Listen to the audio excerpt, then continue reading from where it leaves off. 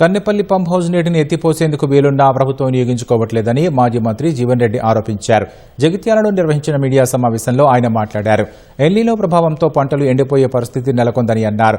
ప్రాజెక్టుల ద్వారా వృధాగా పోతున్న నీటి సద్వినియోగంపై చర్చించకుండా పంటల సాగుపై నీటిపారుదల శాఖ మంత్రి ఉత్తమ్ కుమార్ రెడ్డి సమీక్ష చేయడం విడ్డూరంగా ఉందని విమర్శించారు. జలాల వినియోగంపై ప్రభుత్వం పునరాలోచన చేసి కష్టకాలంలో రైతులను ఆదుకోవాలని జీవన్ రెడ్డి కోరారు. ఆరుతోటి పంటలు ఏదైతుందో విత్తుదామంటే కాలం ఎత్తిపోయింది. రివ్యూ పెట్టి ఏం విత్తనం పెట్టాలి ఈ ఎల్నినో కరువును అధిగమించడానికి ఏదైతుందో కరువును తట్టుకుని విత్తనం పెట్టాలి అని ఏదని చెప్పి అది ఏందో కరువును తట్టుకుని విత్తనం ఏందో.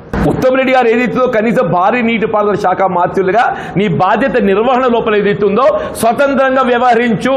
ప్రభుత్వానికి రేవంత్ రెడ్డి గారికి ఉత్తమ్ రెడ్డి విజ్ఞప్తి చేసి దయచేసి భేషజాలం పోకండి.